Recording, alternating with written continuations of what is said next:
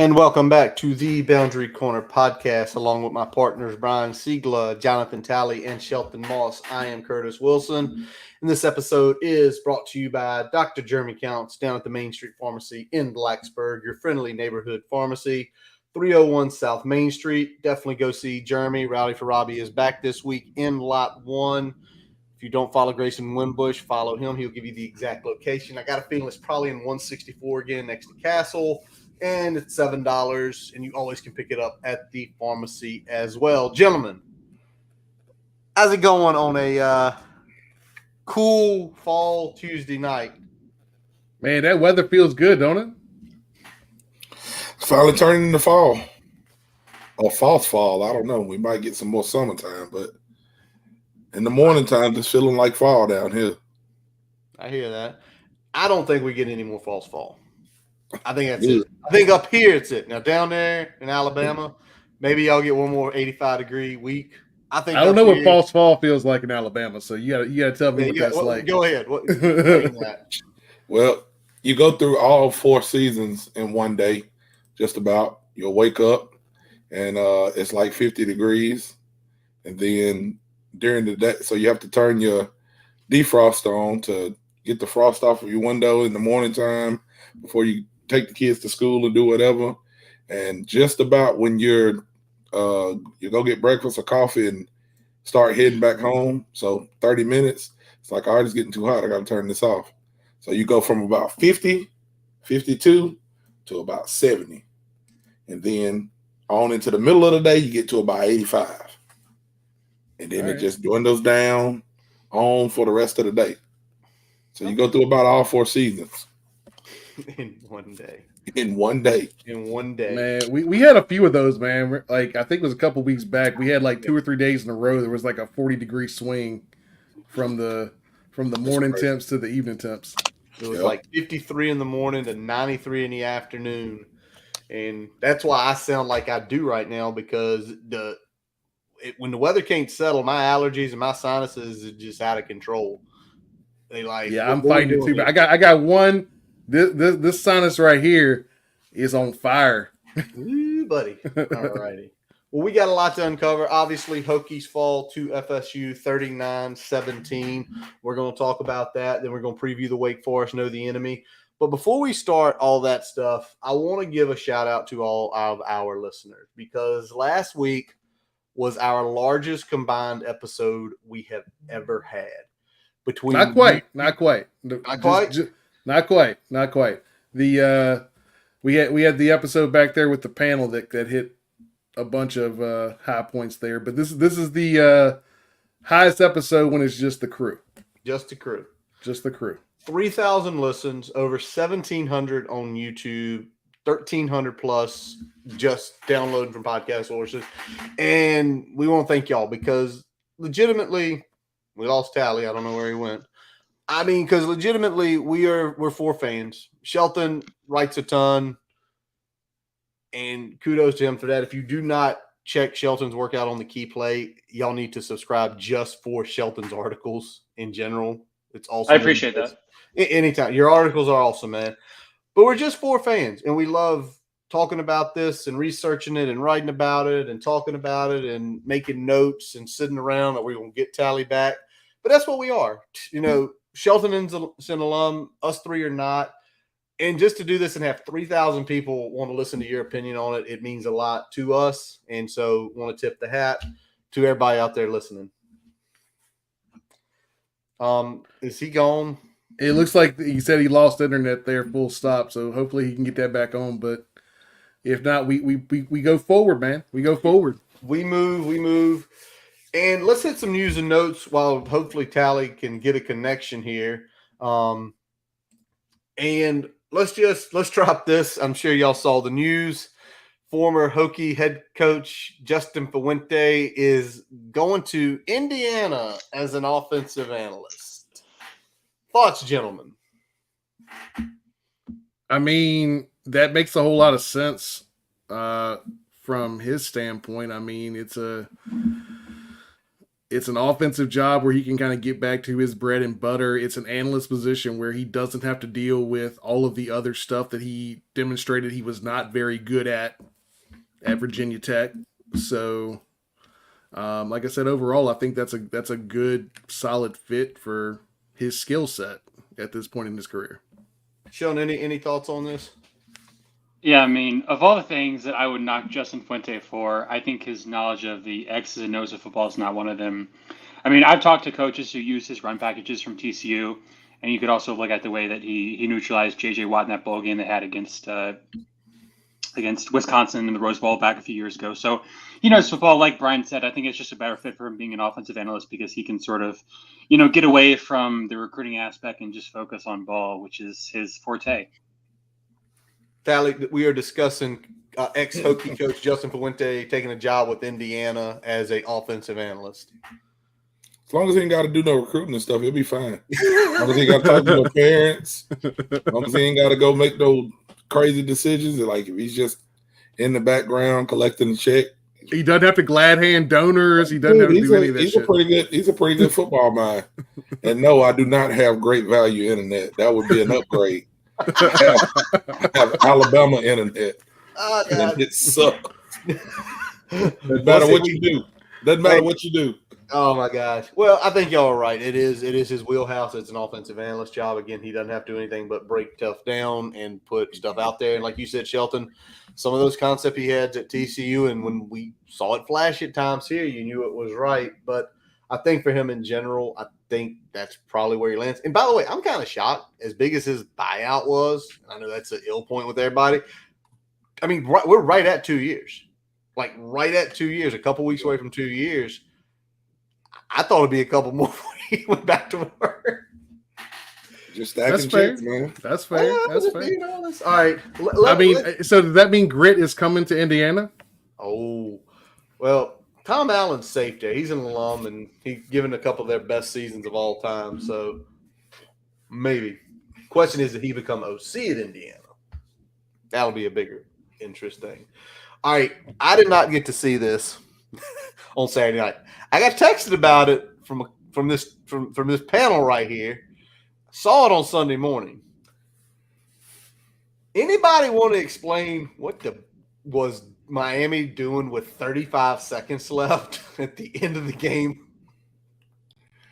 I don't know, man. I tried my best to make sense of it. I was like, do they just not want any negative plays? I don't, maybe taking a knee gives you an offense a negative run. I don't know. We stat watching on in college football. Somebody got some I know what it was. Somebody had the more than on Prize Picks and it was gonna fuck them up. It had to be something, man, because it's like there's no reason to run the ball, no reason at all. But the worst part, Sean, I'll let you chime in. The worst part was you'd run and they fumbled. The worst part was the 30-yard game was not the worst part. They made a good play. The worst part was the touchdown. Why do you have two guys back there? They're going to have to throw somewhat of a Hail Mary to get it to the end zone from 40-plus yards out. Yeah. Sheldon, did you get to watch this? Did you see this live by chance, or did you see the text and be like, what did they do? Yes, I actually did see it live. I caught it right as the fumble was happening. I don't understand defensively how – they gave up those big passing plays when they were dropping 8 into coverage. Like, I don't understand how that works. I mean, you're playing prevent defense. You know that the one job you have is to not get beat deep, and they got beat deep. Just don't get beat deep. And they got beat deep 2 times. Yeah. The last time was still the worst because I sit here as a coach, or I'd sit here thinking as a coach, okay, what do they need? They need a touchdown, right? Yeah. Yep. 4 guys are going to stand at the goal line. You don't. At least you do not leave. Your heels do not leave the goal line until that. You just don't let him get to the. Just don't let nobody get to the goal line. But he got behind him, so you're in at least a nickel, probably a dime look, and every single one of those people that has a DB attached to their name needs to be on that fucking end zone. Yeah, ready to knock that shit down and get that shit out of there. It's really funny that happened. And I mean, you get burned twice. Like you didn't even learn from your mistake. Yeah. I don't know why it happened, but I was happy. I mean, it's hilarious. I wanted him to lose. Well, y'all know that's not the first time it happens. Oh no, yeah, we've seen it before. You did it Out there in Oregon. Almost lost the stand for doing the same shit. So I'll tell you what, might need to get that man there. Somebody needs to send him the victory formation play design. You can even do it out of shotgun now. Here's a present. Yeah, do it out of shotgun. Do it however you want to do it. You don't have to teach your quarterback to take a snap under center to do this. Not anymore. Receive the snap, take a knee. That's all you got to do. Game over, W in the win column. All right, well, let's move to it, boys. Let's move to Tell the Truth Tuesday of what went well, what went bad, anything we weren't prepared for, and things we got to do better moving forward. Some of these will sound monotonous from the last few weeks. That's okay, because that means we got to do things better. But I'm going to start out the gate here, and let's start with what went well. Brian, what is something you felt like went well on Saturday? We ran the football pretty well, man. Considering the opponent, I think we ran the ball pretty well overall. I like seeing Drones on that big run, stepping up in the pocket, making a big run, about a 40-yard carry, I believe. Malachi Thomas had his best game of the season. We mixed in Tootin there a little bit. We saw, we had a Chance Black and Bryce Duke sighting late. Not that really played a factor in that very much, especially with the ball getting on the turf a little bit there. But overall, I mean, if we had been a little bit better in some other areas, I'd have been okay overall with the run performance. Kylie, what about you? What do you feel like went well on Saturday afternoon? We returned a kick. We hadn't done that in a long time. You know what Tootin, which Tootin is just a man. Like he is getting hit before he gets the ball. He's bouncing off people. So I think he only had 30 yards rushing or 25 yards rushing and maybe 25 yards receiving, something like that. But he takes one to the house, and I'm like yelling at the TV, why do you keep putting our starting running back there to run off to run a kick, and then he runs it back? So I sit down and shut up. You know what I'm saying? So, I mean, I think it's been 11 years since we returned a kickoff, and he did it. And it's crazy because if you go watch that kick, he wasn't running fast until, like, he just kept hitting more gears. Like he was, moseying along. Then he felt some pressure. He hit another gear. Then he felt the dude about to catch him. He hit another gear. I was like, God damn, how fast can he run? So that was good to see. That was awesome to see. Sean, what about you? What did we do well? They covered. They covered the spread. that is the most important thing. Yeah. I mean, obviously the kickoff return helped. I thought the rushing game was, pretty solid, all things considered. Success rate wise, they held up pretty well. They stayed on schedule for the most part. So I thought it was a pretty solid performance relative to the quality of the opposition. All right, I'm kind of with you on that. The one thing I said, and we said this in the Keys last week, is keep FSU in front of you, right? Keep FSU, the passing game especially. Keep that passing game in front of you. And we did.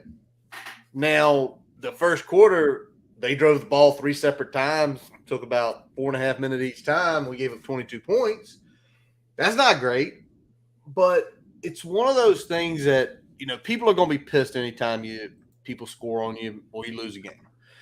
But the whole idea of keeping people in front of you is more plays.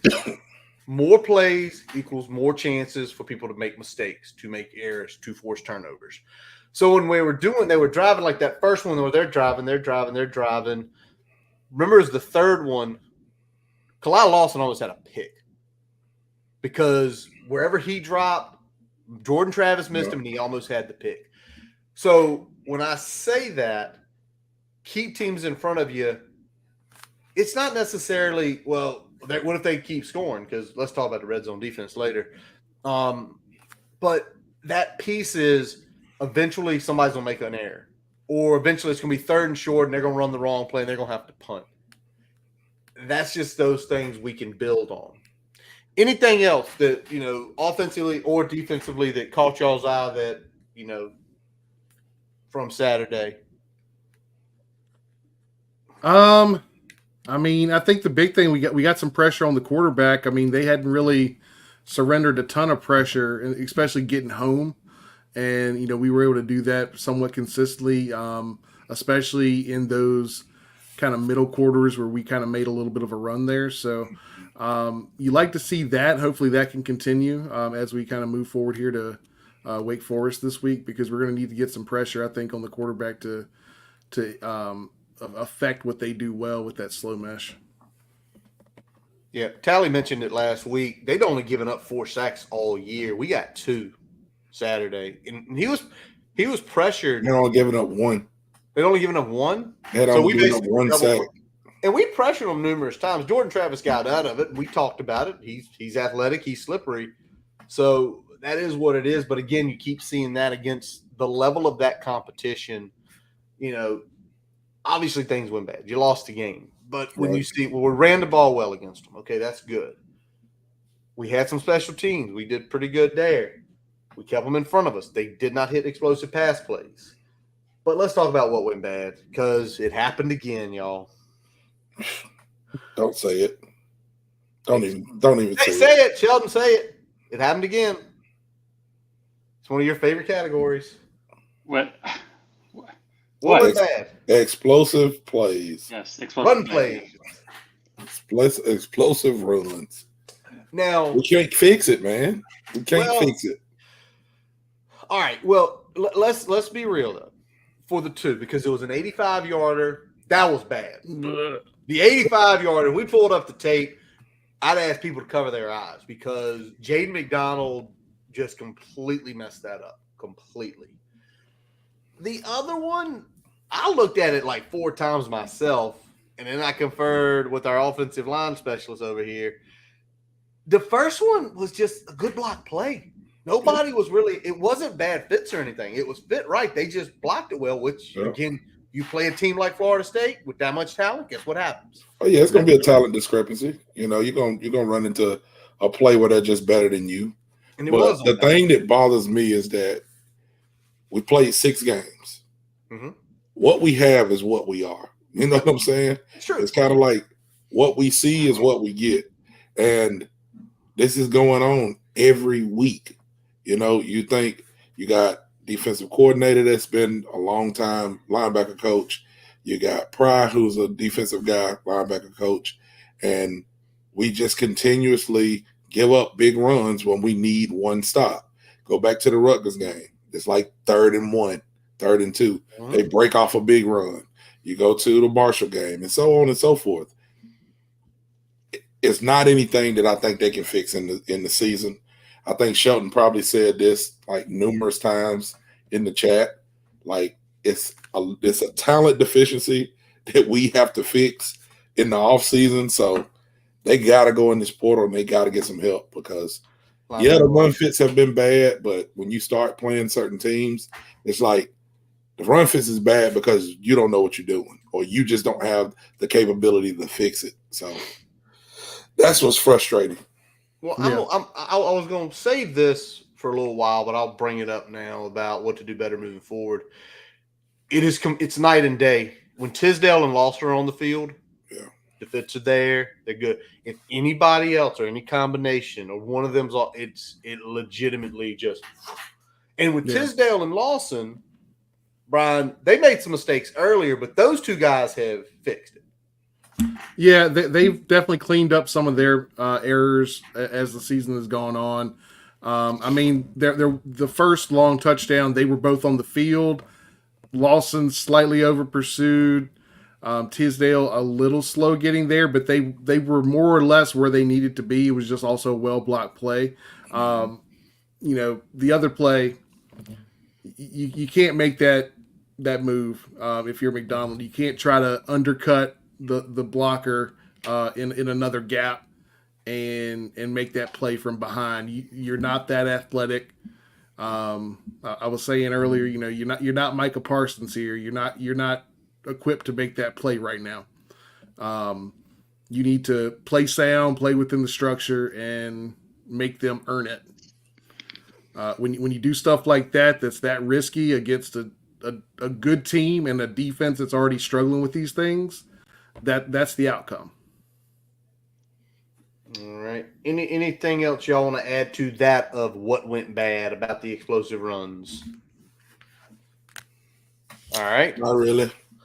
Yeah. Tallies, I think we're tired of talking about it. The issue is we keep freaking doing it. So I mean, at some point, we just either need to see it get better, or we're going to keep having to bring it up every week. So bring it up every week because it's not getting better. Hey, I mean, I don't want to beat a dead horse here. It did against Pitt.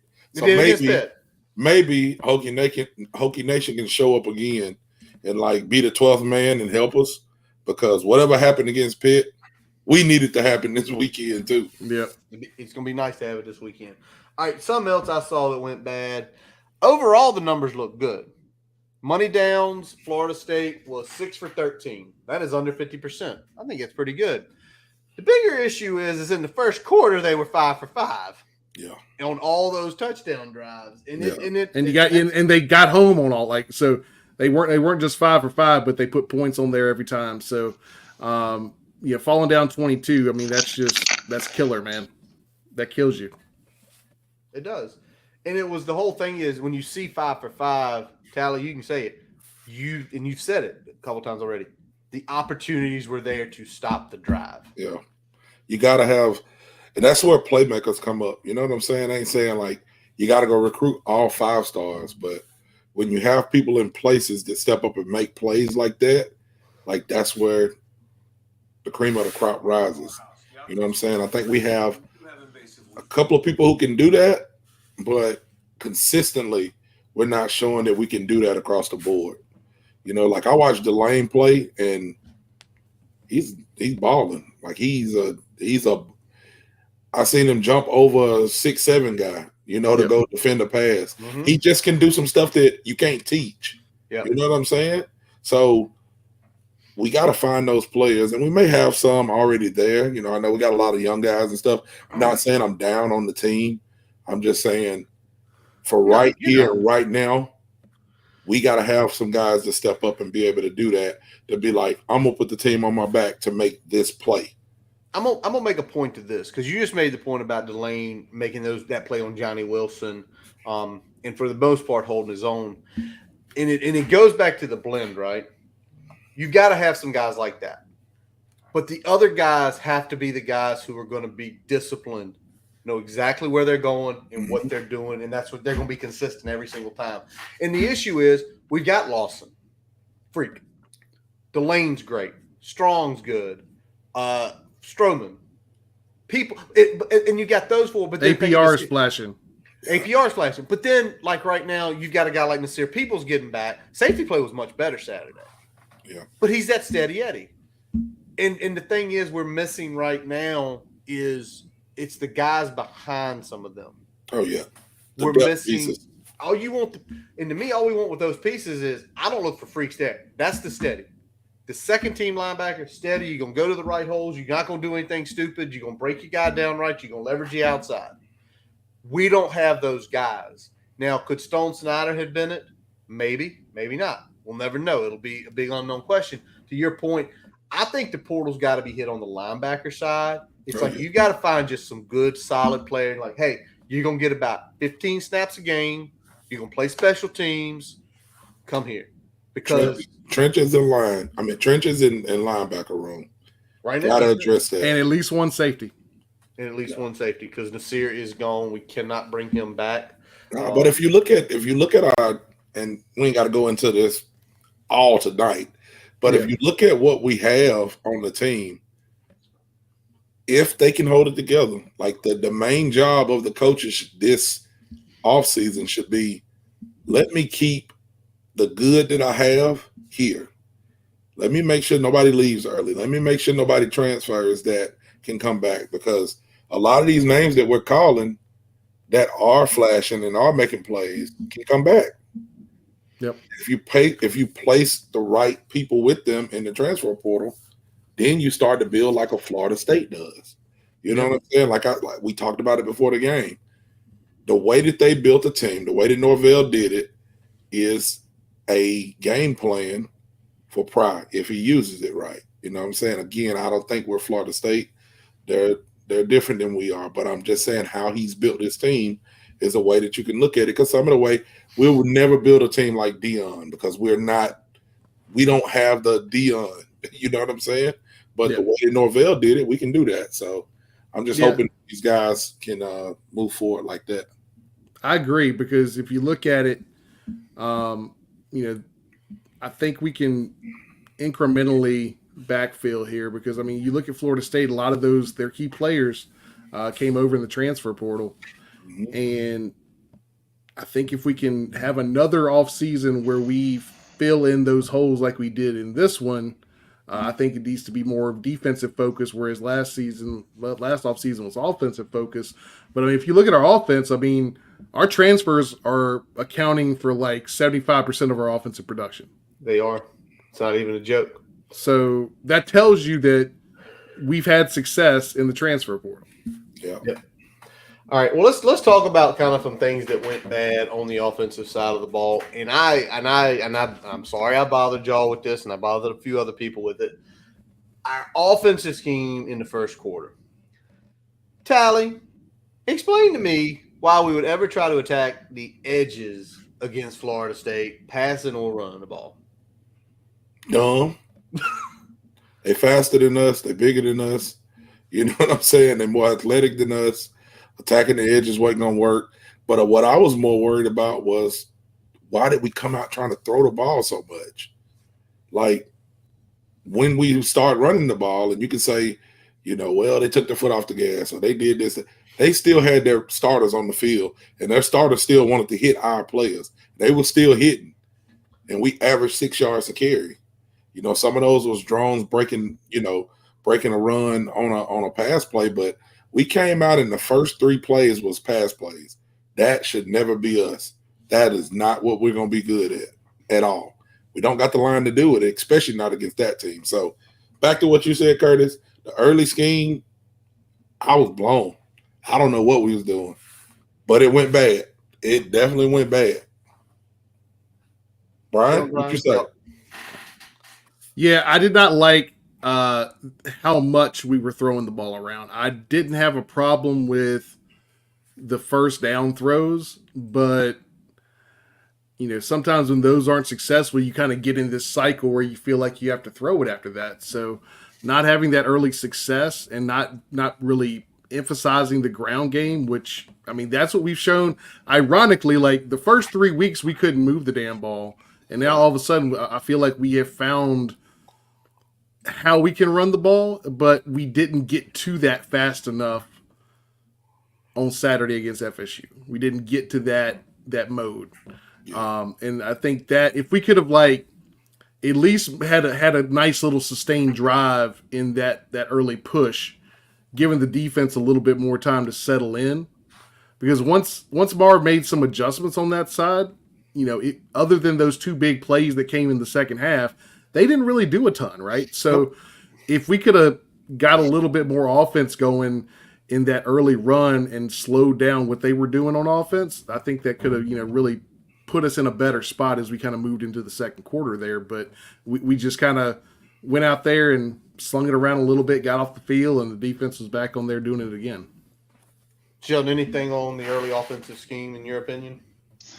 Yeah, I mean, this was a game where they were far more efficient running the ball than throwing it. I mean, just looking at the success rate. When rushing, they're about 55% successful compared to passing about 28%. So, I mean, that's kind of twice as effective. And I think this is probably Kyron Jones' worst game just from a pure efficiency standpoint. So, they just couldn't get anything going in the passing game.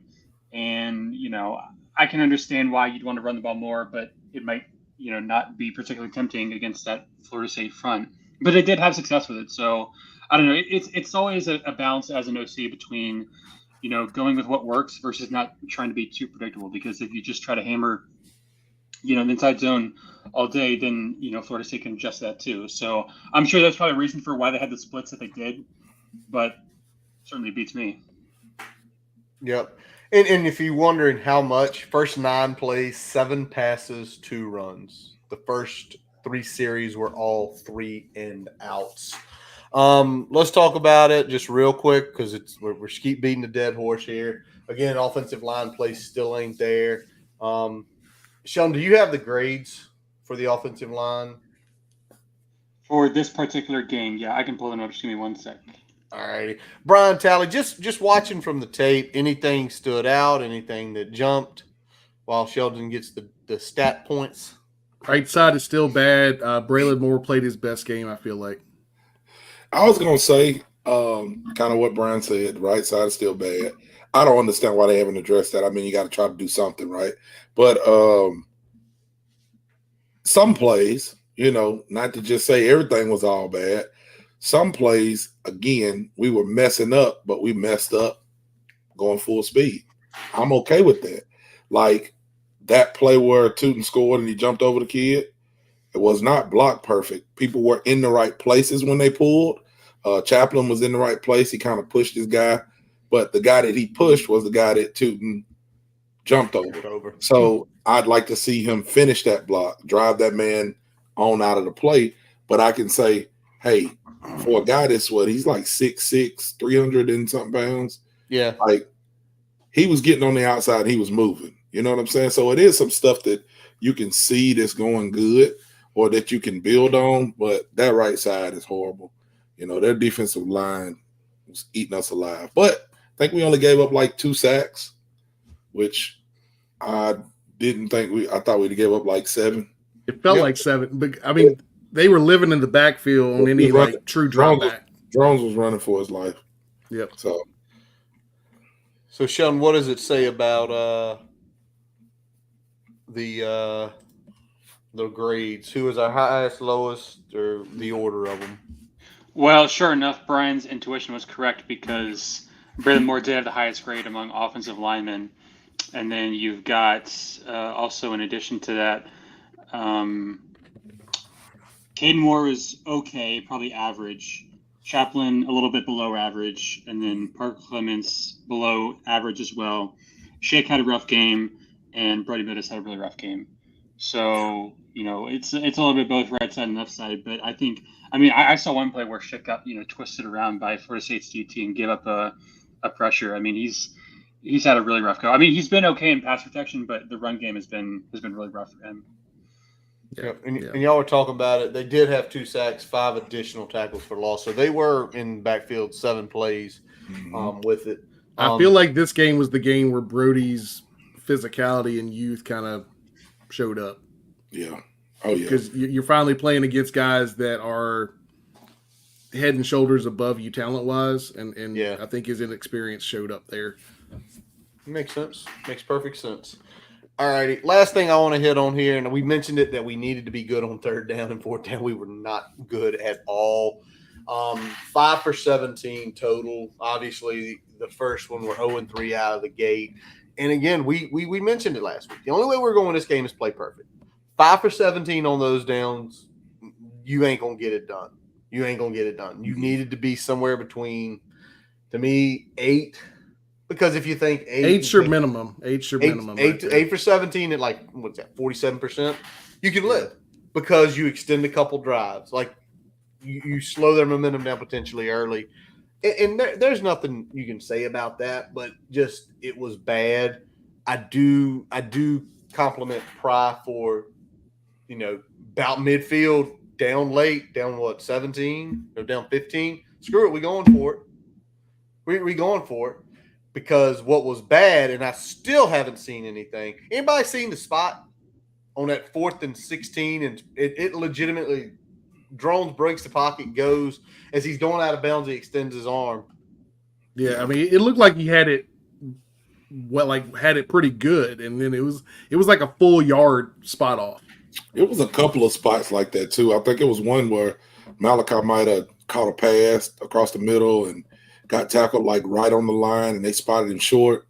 And I think we ended up, trying to do a quarterback sneak and fumbling the ball in the backfield.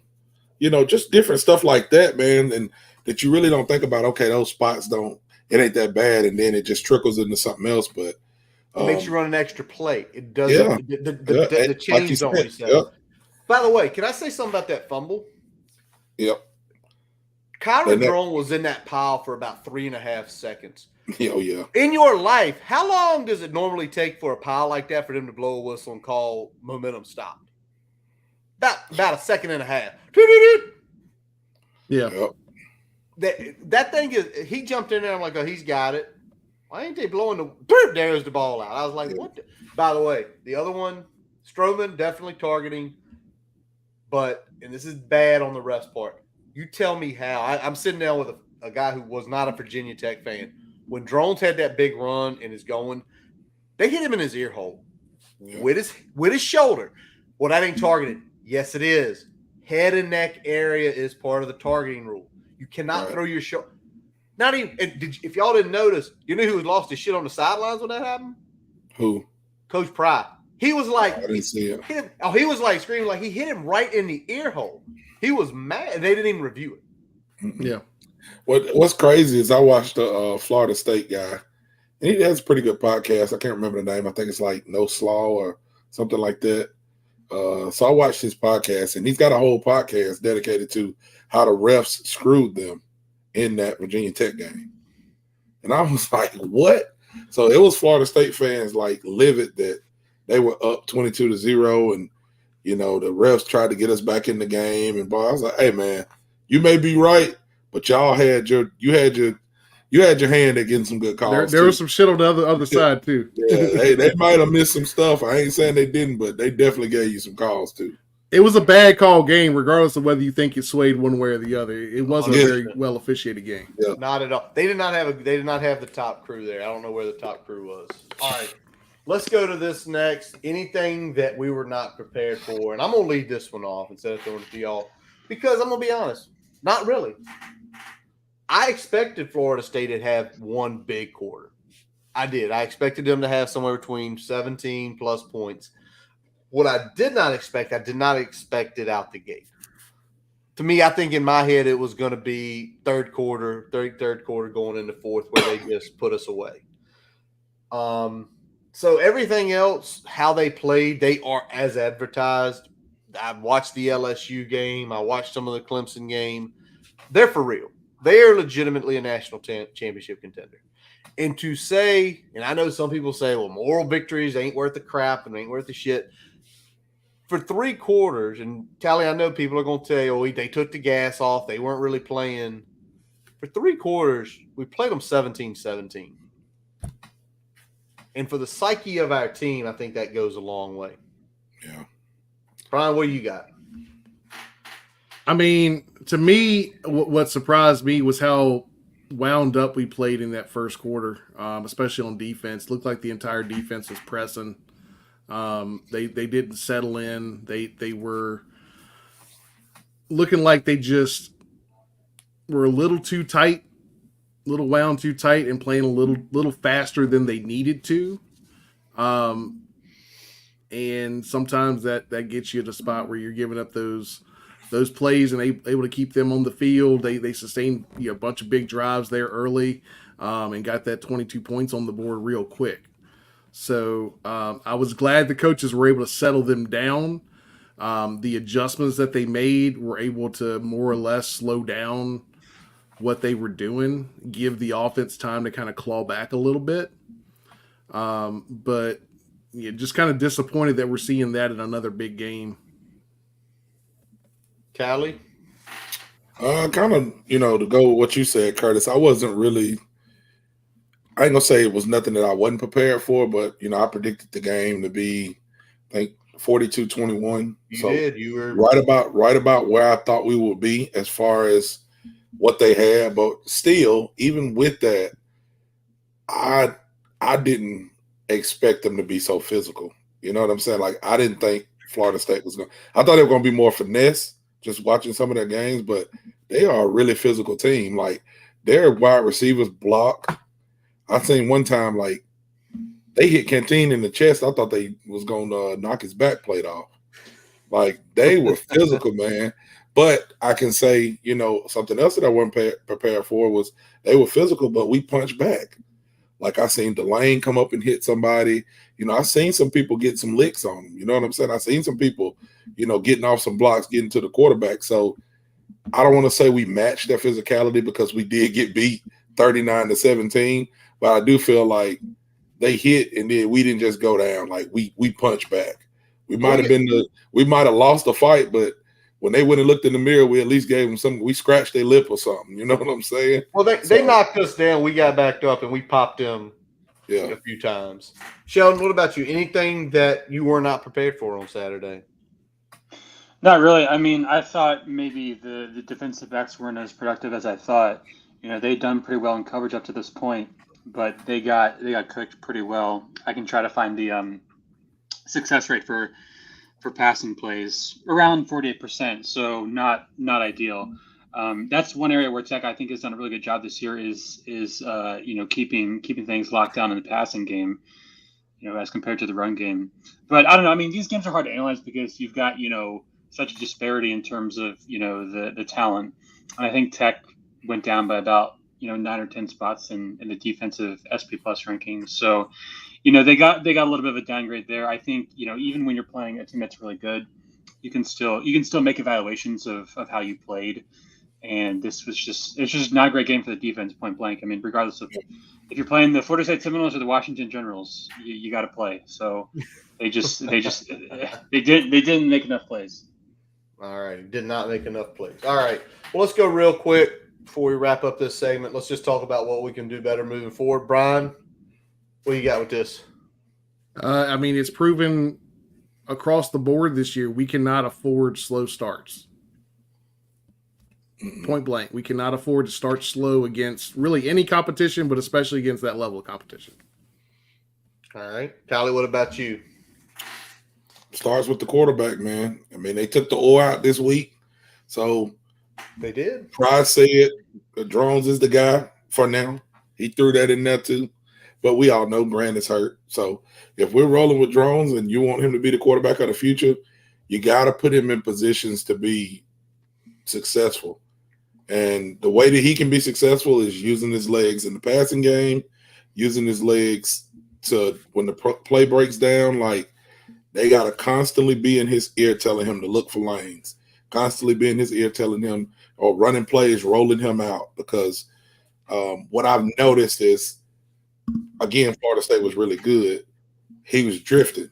We're running plays, and he's drifting back instead of rolling the pocket. And it's so hard to make you just can't. You can't. That's why we looked like we looked in the passing game. So I'm hoping this week, moving into the Wake game, we got to get back into doing what he's good at. Sheldon, what about you? One thing we can do better moving forward. I mean, I think the QB run game can, be a little bit better. I think I was looking at the stats last week, and Jones has been one of the most heavily used quarterbacks in terms of designed runs. And I did notice that against Florida State, like their defensive line was definitely keying on that stuff. Like there was one run they had at the goal or near the goal line on 1st and goal where they had a QB draw for Jones and Florida State was right there. So, obviously the defensive lineman will take those gaps and, if they're expecting a QB draw, they're going to play a certain way. So, but it's a tough situation for Bowen because obviously, that's kind of like a really successful play for Tech. So if defenses start keying in on that, it's going to be a lot harder to get big plays off of that. So just find ways to get Drones out in space and use his legs, which obviously are his best asset. Well, and you talk about that, like that draw play, because we ran the same draw play the week before and it was a touchdown. Build off of it.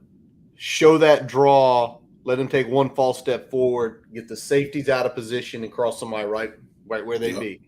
That's why you're paid almost $1 million a year. Because if my stupid self can think about something like that, I hope he can. Jump pass, something. Jump pass, yeah, something. But the whole thing is, it's that layer, right? Teams are expecting it now. Do something they're not expecting, and the next thing you know, they're sitting there and they're not moving, doing anything, and the lane opens back up. Make them give me some wrinkles off of what we're already showing and what we're already successful at. If we could throw some wrinkles in there, then you at least can set, you use it as your bread and butter, but it also sets up some other things if they start keying on it. 100%. One last piece, what we got to do better moving forward, y'all. The red zone defense got to get better. We are dead last. Y'all saw it. There's 4 teams. We're one of them that every time a team has entered the red zone, they have scored on us. 14 for 14 entering it. And I know we're at a day and age where kickers are better. The 35-yard field goals are almost becoming something that's a 90% make even in college. But we need a turnover. We need to block a kick. We need to effectively, do something because it's killer. Like, teams drive down there and score a touchdown or get a field goal, get points every single time. It's one of those will things. And to know that you are, along with three other teams, have not stopped anybody once they've got inside the 20-yard line, I mean, that's got to be mental, right? Like, even not only just for the defense, for the entire team, like, oh, pass to the 15. Well, they're getting something here. I don't know what. They're getting something. It's coming. So, kind of like we were talking about earlier, you got to have somebody that steps up and makes a play. Excuse me. You got to have a playmaker there. You got to have somebody that says, hey, we're not going to let them score. I don't know what we're going to do, but we get a pick. I don't know. So force a fumble. Like, get something. Force a fumble. Block a kick. Do something. Get an offensive lineman in there on field goal block and get a big ass hand up there and get a little piece of it. 100%.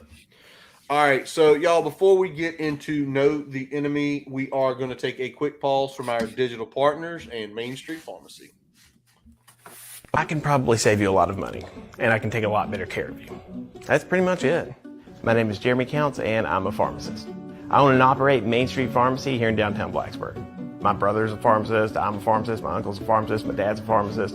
I remember he would give me M&Ms to count in little pill counters. This is just something I've always done, and I'm just lucky that what I know so well is something that I can do and feel good about it and give back to people. Pharmacies are your frontline defense. Pharmacy's job is to make sure you're getting optimal care for the lowest price possible. Also, we take the pressure off of emergency rooms. I'll tell people immediately when they need to go to the doctor, or I'll tell them if they just need a cream over the counter. If there's something that isn't commercially available, if it's something that's not available in a certain strength or a certain form or anything like that, we'll make it. Tailor-made medications. Some of those options save people a lot of money. What motivates me? I get to take care of people and live in Blacksburg. That's all I need. As we take a quick break, we'd like to tell you about getting your free website report from our digital partner, Grassroots Digital Marketing Studio. They'll tell you how your website ranks on Google, on-site SEO, and social media. No commitment to buy anything. You can get your free report by visiting grassrootsdigitalstudio.com/free-website-report. Now back to the episode. All right, so let's get into it. Let's get into Know the Enemy Wake Forest, who we play 3:30 ACC Network Lane Stadium. It is homecoming weekend. Sheldon, before I get into this, are you going down for homecoming weekend? Unfortunately, no. I have this thing called work, which prevents me from doing that. Boo. Got the whole Damn work, man. Forget work. The one drawback to working in sports is that you do have to work weekends most of the time. So that's just a price you pay. The price you pay.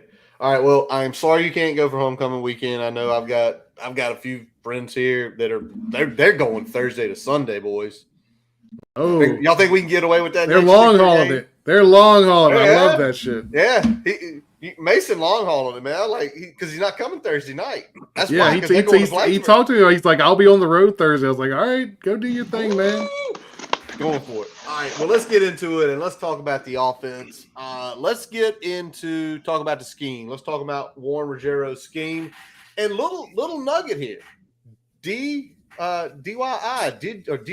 Did you know Warren Ruggiero in 1997, 1998 was the head coach of Glenville State?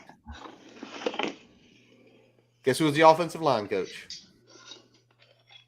I'm guessing Ron Crook. Ron Crooks was the offensive line coach. So a little nugget there. Two guys that go way back. So Brian, let's take a look. What do we have here from this scheme? This is still your classic Wake Forest slow mash RPO. Not a whole lot has changed on that front. Little bit of a less commitment to the run game from that slow mesh than previous iterations. Still very prevalent though, but you're going to see a little bit more of a mix of outside zone, pistol, and some other run calls kind of mixed in there with that slow mesh game. And the pass game is absolutely predicated off of a successful rushing attack. So if they're not able to run the football, then none of the other stuff really works very well. All right, Tally, who are we leading off with tonight? So I guess, part of that slow mesh and being able to run and throw the football would be the quarterback. So their quarterback is a Virginia kid. It's Mitch Griffiths. He is 5'11", about 193.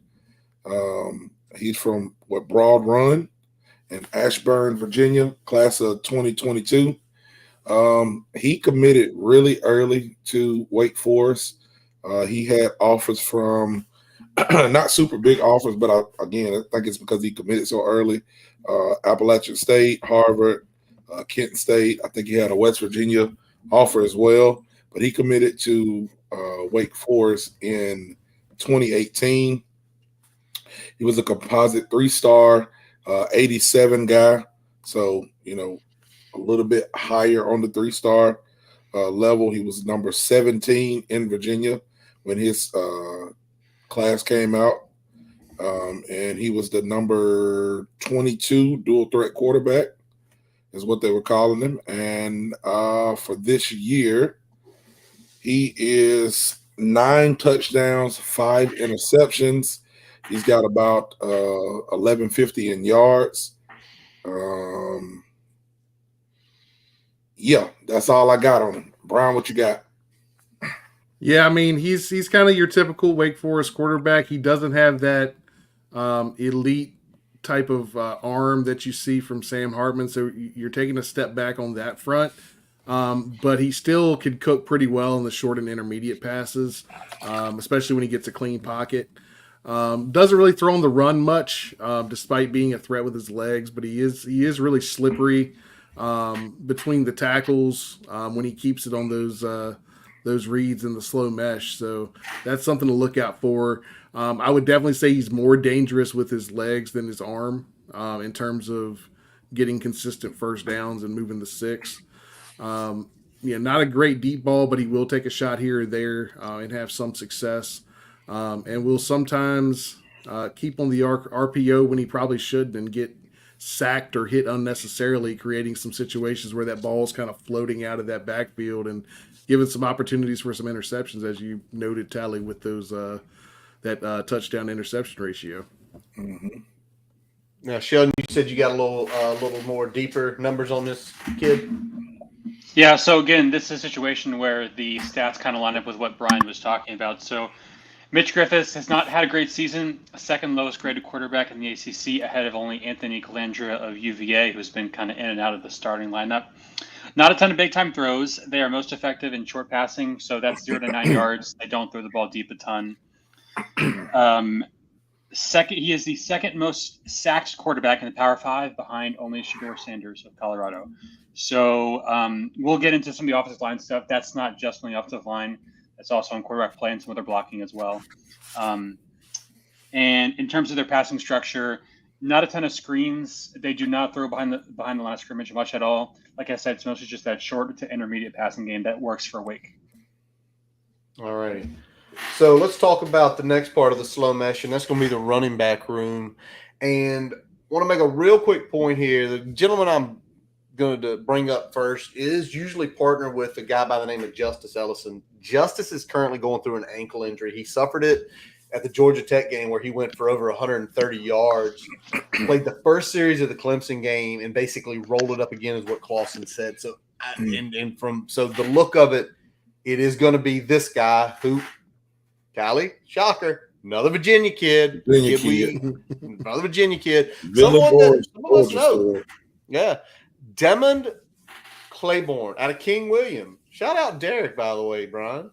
Yeah. Over in King William. Shout out my wife's former employer. Exactly. So, 4-star player coming out, was a 93 per 247. Ranked in the top 150, a top 10 running back, a top 5 player in the state when he committed back in the class of 2022. So he is relatively a young buck there. He is 5'9". He is 200 pounds. And right now having a pretty solid season out of the gate. 82 carries, 371 yards, 3 touchdowns, only a couple receptions there. So, Brian, what are we seeing from Demond Claiborne? Yeah, as you noticed, he was partnering with Justice Ellison there, so he hasn't got as much run as a normal lead back would. He's dynamic. He's caught the ball a couple times out of the backfield. He's done a little bit with it every time he's caught it. They just don't do that very often in that offense. So that's kind of why you're not seeing that. Finishes runs hard, really solid vision at the point of attack.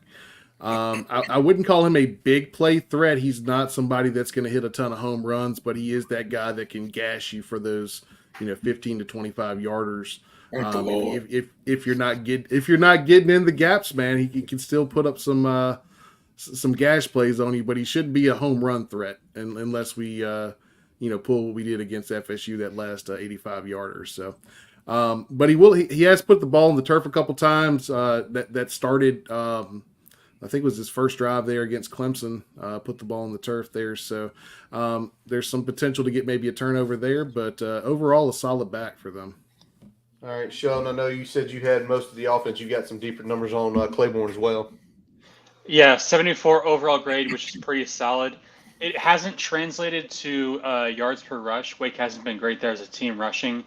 Claiborne, not a big yards after contact guy. You'll see a lot of gap runs proportion. I think he has the most gap scheme runs in the entire ACC among running backs.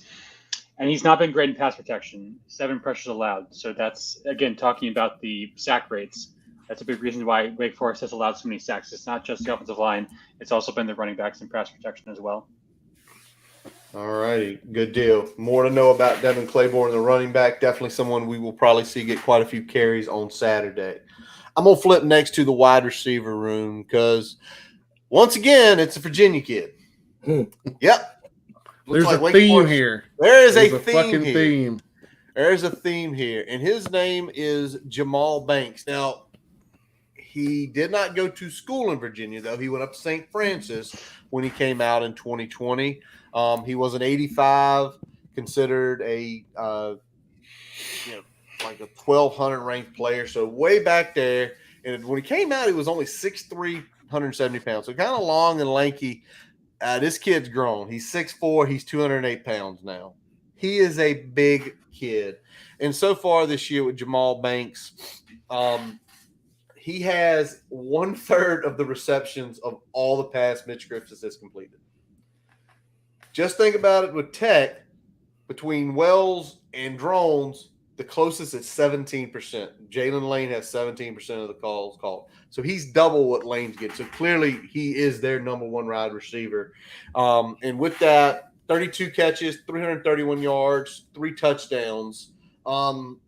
Brian, based on his size, and we kind of start doing the numbers at 10 a catch, I got a feeling you're going to talk about I got a feeling I know what you're going to say about this kid. Yeah, I mean, he's their stick mover. He's the guy that they run a lot of those read routes in the slow match RPO. So he's going to be the guy that they're hitting on those a lot.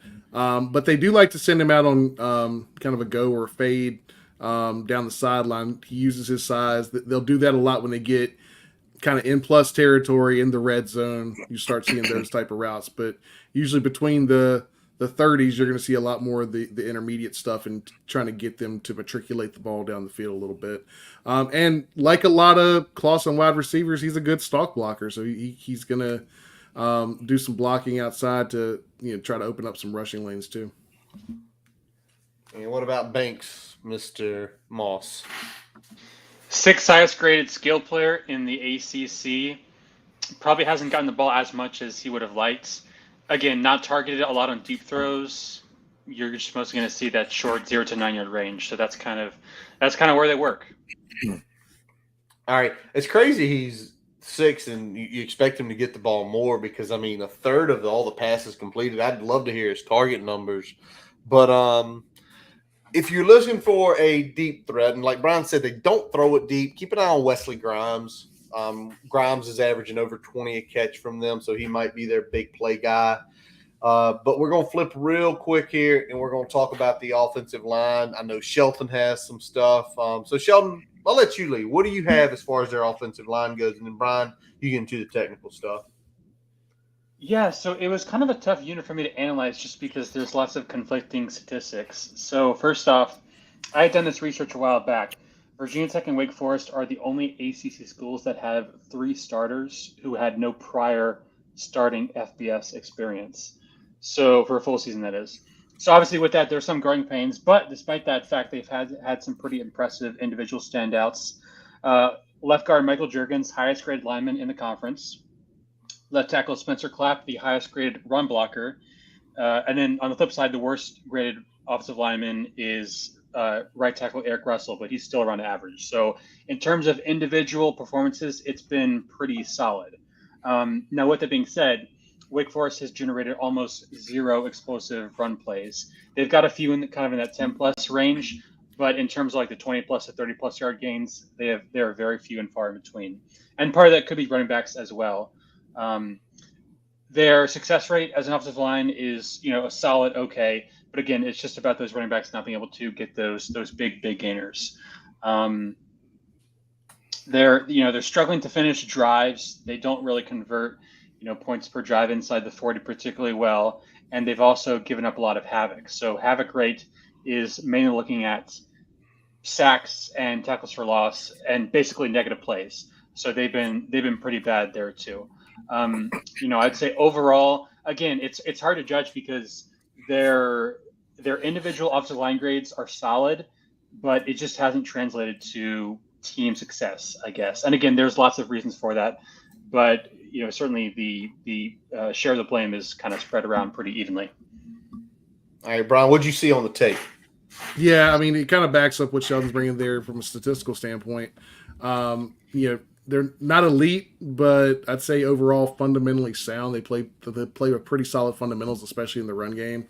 They're not going to overwhelm a defense, but they don't really miss a ton of assignments either. So they usually get some pretty solid rushes. They're not falling behind the six, even if they're not necessarily getting those 4 or 5 yarders that you'd like to see to start a drive out. And they don't allow a ton of negative run plays, but they will give up a lot of that in the passing game. So sacks, QB hits, things like that. So pressures. So that's something to look out for, especially with that slow mesh. You're definitely going to see that. There'll be some opportunities there if we can, kind of pinch them on the edges, being able to force Griffiths into some rough situations there in the backfield. And what y'all are saying about the offensive line as far as the havoc, you mentioned that, Shelton. They rank 127 in sacks allowed. They're giving up 4.5 sacks per game, and 22 sacks, 136 yards worth of loss there. I didn't get a chance to look at the TFL. And the other point you make about Sheldon, they're a solid running team, but this is what'll catch your eye. They rank 60th. We take 60th right now in the country. It's about 162 yards. Here's the kicker, though. They are one of the only teams in that kind of statistical range that average under 4 yards a carry. They're at 3.93. Go to what Sheldon just said. They don't explode. It is a slow grind.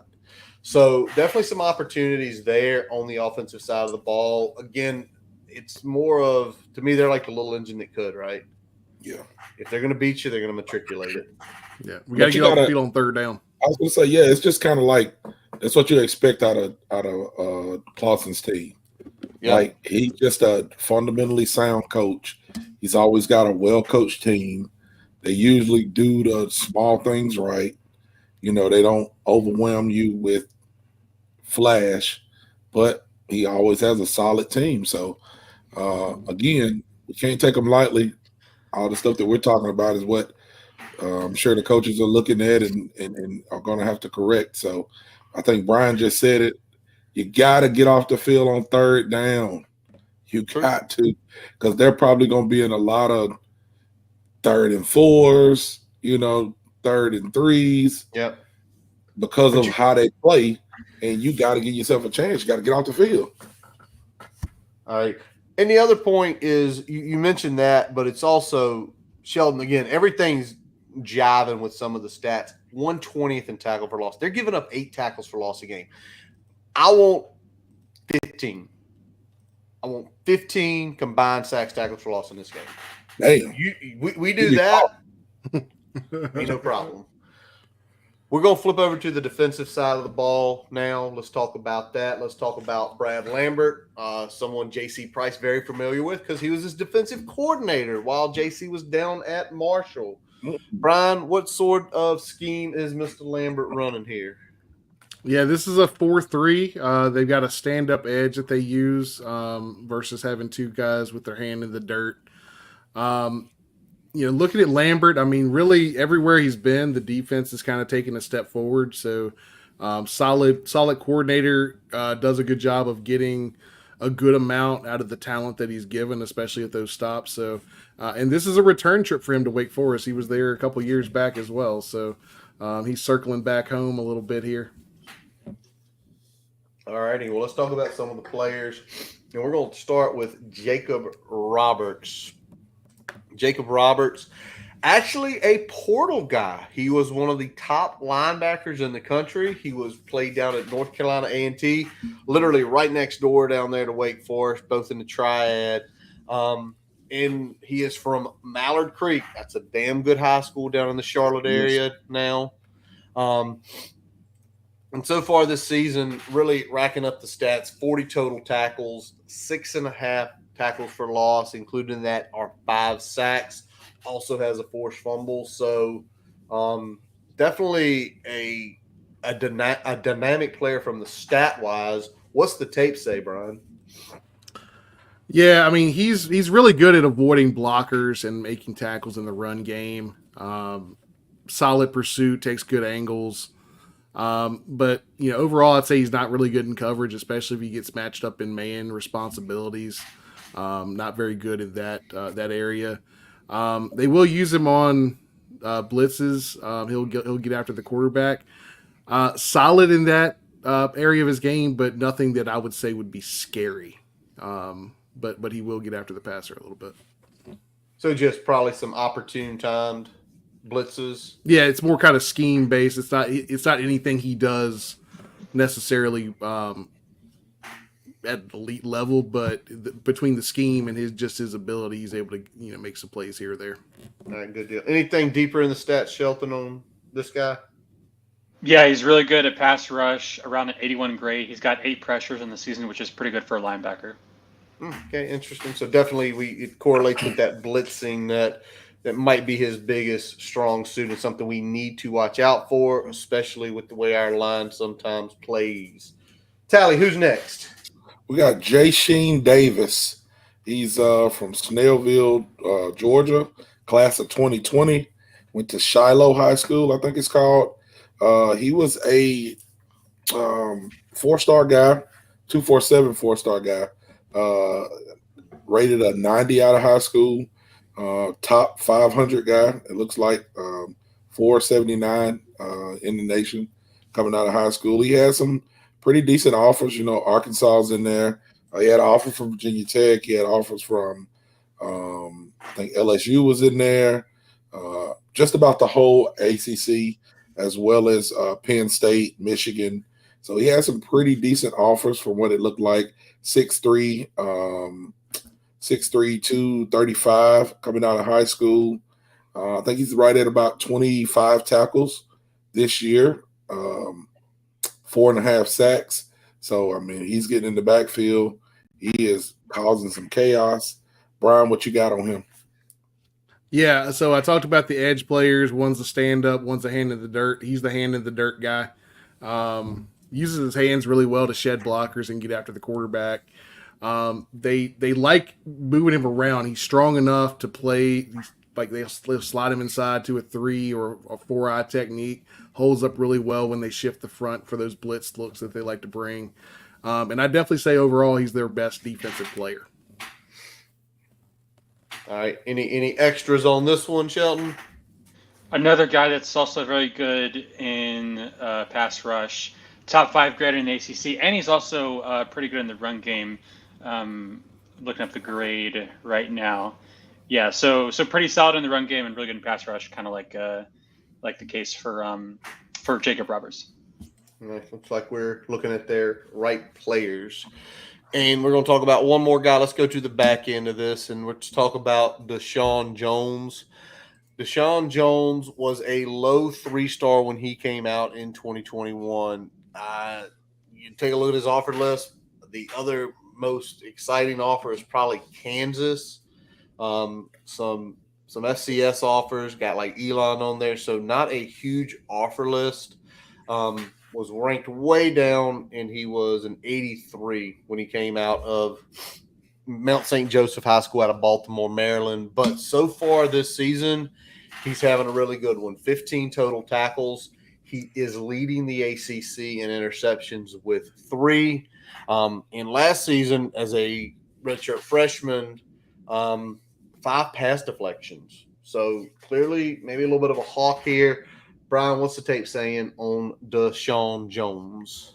Yeah, he plays primarily lines up at that left corner back position. Definitely his best overall cover corner on the team. I'd give him a higher grade in man coverage than zone, but he's pretty solid in both. I'd call him a willing tackler, but he's also a guy that will miss tackles when he kind of gets his nose in there. And I'd say he could be a little more physical when playing the ball versus trying to get in there to get the interception.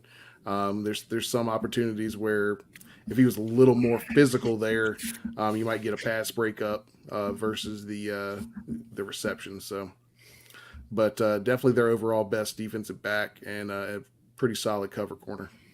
All right. Anything additional on him, Shelton?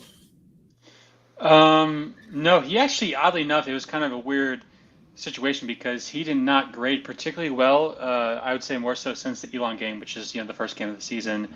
But he is a big tackler, and he'll get some few stops here and there. Coverage wise, pretty solid, around a 66 passer rating against, which that's a pretty good number. So he's good in coverage. All righty. So there are some of the defensive players and some ideas of what we should see scheme-wise from the Wake Forest Demon Deacons on Saturday afternoon. Let's roll to it next, boys. Let's talk about the Hokie keys. I'm going to start at the bottom here. Shelton, what is one of your big keys for the game on Saturday? Well, putting me on the spot early. I would say kind of what I talked about last week, success on early downs defensively. Wake Forest tends to struggle a lot on those early down situations, and I feel like with the way their passing offense is structured, if you can get them in, third and long, that's going to be pretty big because they just don't have the, I would say, downfield passing attack required to convert those, those obvious passing downs. With the way that Griffiths has struggled, the way their offensive line has been hit or miss in pass protection, I just think the easiest way to win this game is get them in obvious passing downs.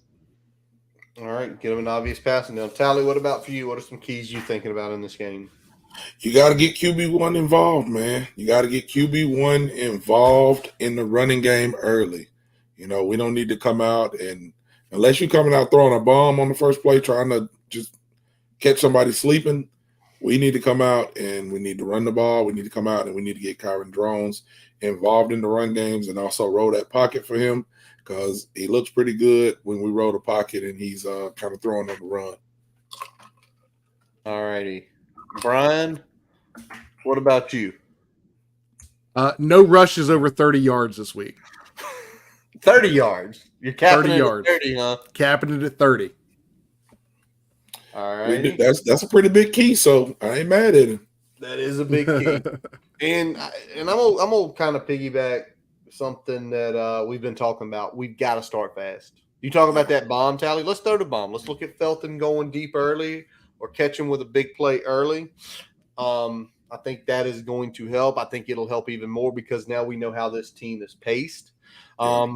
The other piece is I think we've got to force some turnovers. We see Griffiths obviously will throw some picks. We obviously know Claiborne will put some on the ground.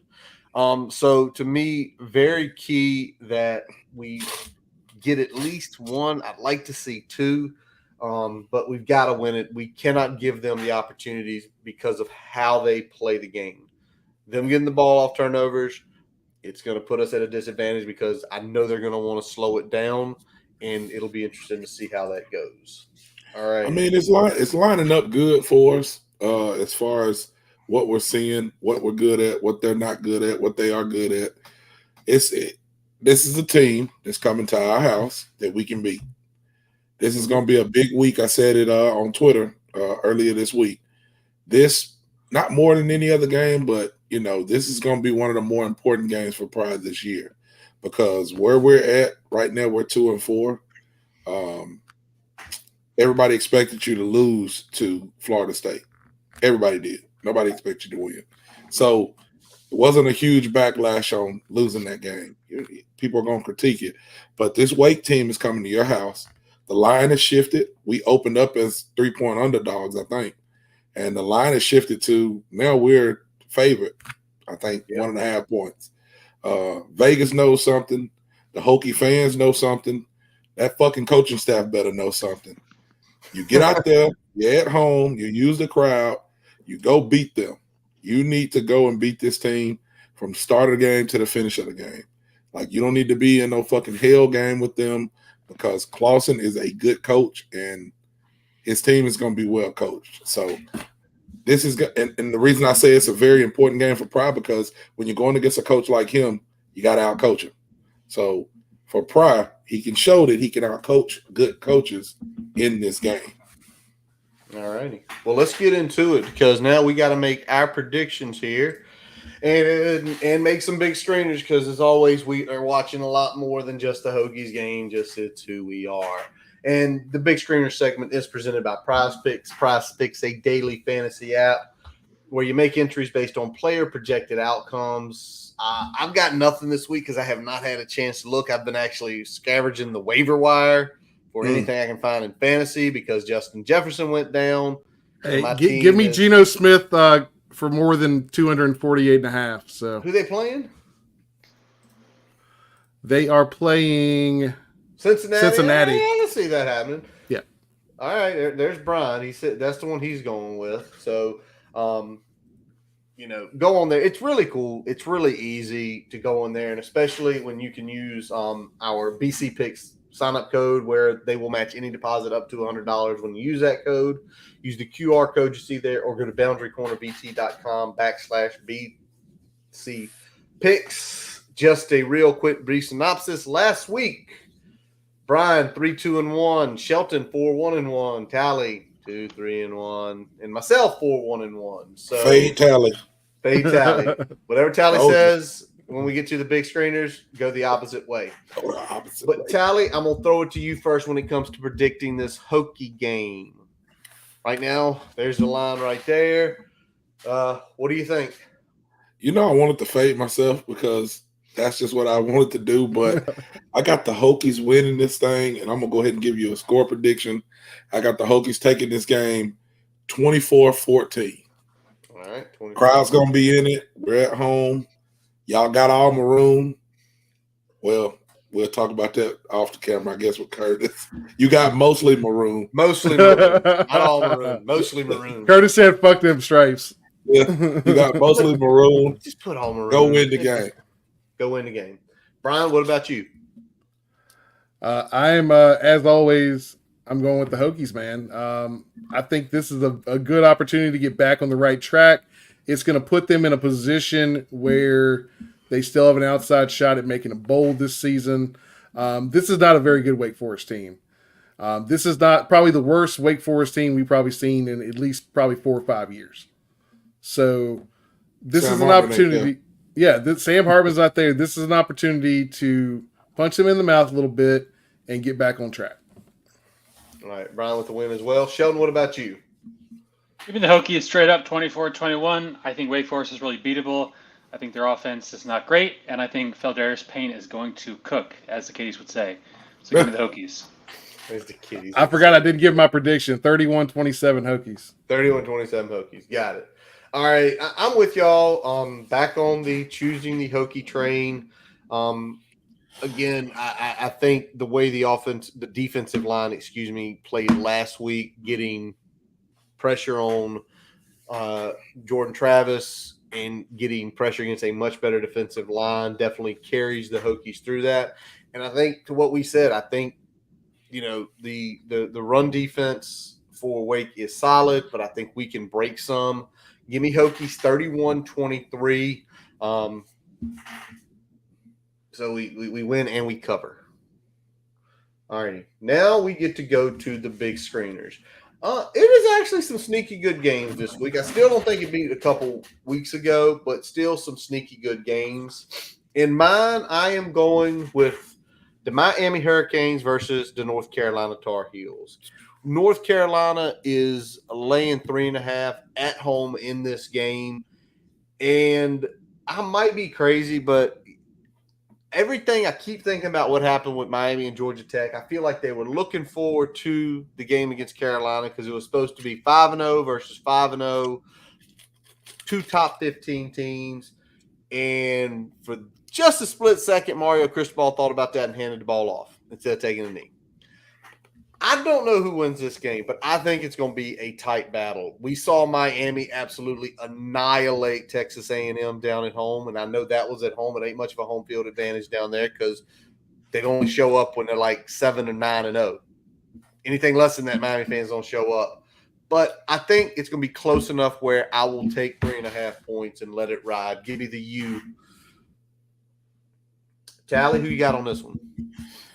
Well, like Curtis said, they might have been looking ahead, and coach handed the ball off. But there was a lot of stuff happened after that. They handed the ball off. They fumbled. They got on defense. They gave up a big play. They knew they had to not let a man get in the end zone. Then they gave up another play, got behind everybody. It wasn't even a Hail Mary. He was just open.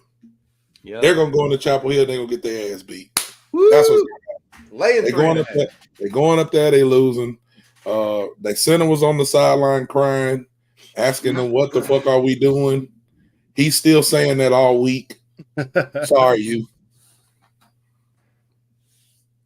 Shelton? Yeah, I think there's going to be a little bit of a clash of cultures, so to speak, in that Miami locker room. I think they're going to come in a little bit dazed into Keenan Memorial. I think UNC is going to lay a smack in on them, so I got UNC. All right. And you know what? We're going to make it 3 in a row here. Okay. I think that UNC is going to handle some business. I think Miami, really got exposed a little bit against Georgia Tech. I don't think some of what we saw was a fluke. And I think that UNC's offense is just going to be too much for them. All righty. Got it. Everybody's got the name on the line now, so no crying about it on Saturday night. Tally, you picked the next one, and Tally's going way, way, way out west to Husky Stadium and the Puget Sound, 75,000 plus. This is an interesting game. And I haven't watched a ton of Washington games, but I know that their quarterback's a baller. Matter of fact, I think he left Indiana, right? Yep. So Justin Fuente fits right in now. They run quarterbacks off, and then they go somewhere else and have Heisman careers. Perfect job. I'm taking Oregon in this game. I just think Oregon's going to be the better team, and they're going to win the game. All righty, Sheldon, you're up next on this one. This is going to be an awesome game, but I'm going to take Oregon. I had a tough time picking it because I think you got two really good teams, but I just like Bo Nix, and I think Washington's going to come out a little bit too amped up with their home crowd. So give me Oregon. Brian? I've got Oregon too. I think that the Huskies have probably the better quarterback overall, but I think that Oregon top to bottom is the better team, and they're going to get it done. You talk about that home field advantage. It is a home field advantage at Husky Stadium. I think the Huskies come out and win this game by more than 3 points. I think by a touchdown. I think Michael Penix has some moments. And by the way, y'all didn't listen to Tally's advice. He said fade him, not go with him on picks. They did it. They did it before we got on here. I know. They didn't know. They didn't know what you were picking. All right. Brian, what is your game of the week, sir? Yeah, I've got UCLA, Oregon State. Oregon State is laying the 3.5. And you know what? Oregon State, man, they're going to take care of business. I think what we saw from UCLA last week is promising, but I think Oregon State, just top to bottom, is going to be able to handle that, all the noise, and take care of business. Yeah, I'm with you as well on this one, Brian. Give me Oregon State. I'll lay the 3.5. I mean, UCLA was playing Wazoo last week. It was a good game, but DJU, he keeps proving over and over he wants the problem at Clemson. He wants the problem at Clemson. So give me the later points. Take the Beavers. Is it on me Tally, next? Tally, you next. So yeah, I'm gonna go with what my man Thomas Train said. I mean, I think UCLA's playing some defense, man. You know, a lot of times we don't see defense out there. I think UCLA is playing decent defense, and that's the only way you're gonna beat DJ. So I'm taking UCLA. Sheldon, wrap us up here. Taking Oregon State because UCLA is coming off a big win, and typically I like to pick against teams that are coming off big wins. The Beavers. Fade the big wins. Fade the big win. By the way, DJ UCLA, 10 touchdowns, passing, 3 rushing, and just 3 picks. So 13-3 touchdown to interception ratio so far this year for the 4-1 Beavers.